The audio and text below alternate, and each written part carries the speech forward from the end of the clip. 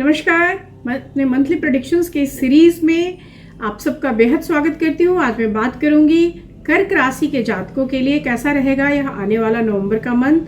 क्या कुछ नए बदलाव, ग्रहों के गोचर कैसा उन पे इम्पैक्ट डालेंगे, कैसे रहेगी उनके हेल्थ के सिचुएशंस, कैसा रहेगा फाइनेंशियल कंडीशन, आइए हम जानते हैं विस्तार से। पर उसके पहले आप सबसे एक रिक्वेस्ट कि अगर आप हमसे नए जुड़े हैं, पहली बार इस चैनल को देख रहे हैं, kindly like and subscribe my channel. और अगर आप हमारे पुराने दर्शक हैं, kindly give your valuable feedbacks. चलिए मैं बात शुरू करती हूँ नवंबर मंथ की। एक फेस्टिवल का मंथ जो शुरू ही हो रहा है धनतेरस, दिवाली के साथ, फिर छठ पूजा और एकादशी के साथ, मतलब हिंदू धर्म के लोगों के लिए एक सबसे बड़े पवित्र महीने के रूप में हम इसे देख रहे हैं। ऐसे सब समय में 2 नवंबर को ही हम देख रहे हैं कि बुध जो है वो तुला राशि में गोचर ले रहे हैं। तुला राशि में ऑलरेडी सूर्य और मंगल की उपस्थिति है, वहां ये जाकर तीनों संयुक्त अवस्था में आएंगे और यह कंजंक्शन निश्चित रूप से आपको एक बदलाव का एहसास देगा। 16 नवंबर को सूर्य का वृश्चिक में प्रवेश होगा और 20 नवंबर को बृहस्पति जो है वो कुंभ में चले जाएंगे।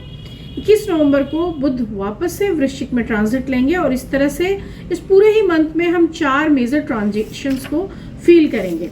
जहां तक मैं आपके कस्टमाइज कुंडलियों की बात करूं, मैं इस नेटिव की बात करूं, तो मैं कह सकती हूं कि इनके फर्स्ट हाउस में जो कर्क राशि बनी हुई है,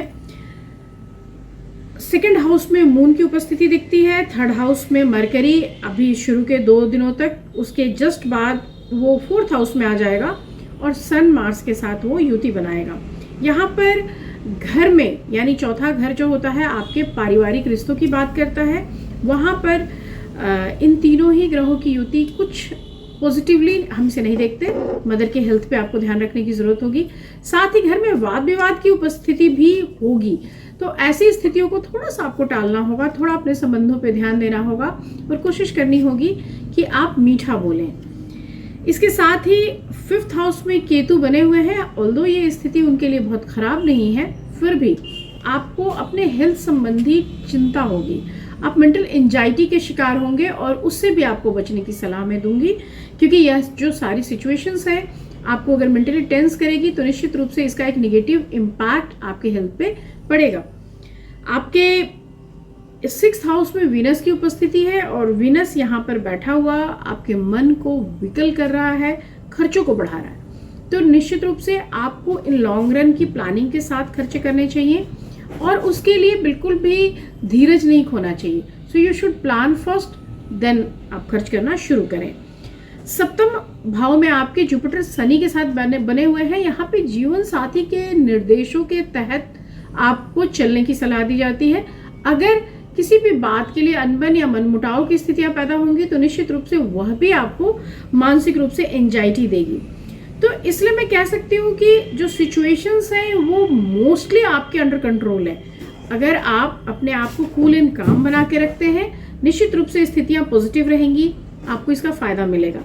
लेकिन अगर आप अपने आप को टेंस कर लेते हैं तो आपके हेल्थ हजार्ड्स बढ़ेंगे और पैसे ज़्यादा खर्च होंगे, आपका टेंशन बढ़ेगा, एंजाइटी बढ़ेगी, फायदा कुछ नहीं होगा। तो इस तरह से 7th हाउस का गुरु हेल्प करना चाह कर भी आपकी हेल्प नहीं कर पा रहा, क्योंकि वो वहां पे थोड़ा सा रेस्ट्रिक्टेड फील कर रहा है। इसलिए बहुत पॉजिटिव स्थितियां नहीं बन पा रही हैं, आपको कोशिश करनी पड़ रही है। शनि और मंगल एक दूसरे पे दृष्टि डाल रहे हैं, इसलिए भी मैं कह रही हूँ कि वाद विवाद की स्थितियों से आप थोड़ा बचें। तो ओवरऑल ये नवंबर का मंथ आपको बहुत ज्यादा इकोनॉमिकली ग्रोथ नहीं दे रहा, बट एक स्टेबिलिटी दे रहा है। यू शुड प्लान फर्स्ट कि मुझे कैसे चीज़ों को रन करना है। थोड़ी सी खर्च की अधिकता दे रहा है, स्वास्थ्य के प्रति एक अलर्ट दे रहा है। खासतौर से चिंता या शंका से अगर आप दूर रहते हैं तो निश्चित रूप से यह एक बेहतर समय साबित होगा। बच्चों के लिए स्थितियां ठीक बनी रहेंगी, उनके लिए कहीं कोई हेल्थ हजार्ड्स नहीं दिख रहा। आपको अपने माता पिता के स्वास्थ्य के प्रति थोड़ा कंसर्न होना चाहिए और कुल मिलाकर यह मंथ आपके लिए एक पॉजिटिविटी लेकर आ रहा है, इसलिए इसे एक पॉजिटिव विचारधारा के साथ जिए।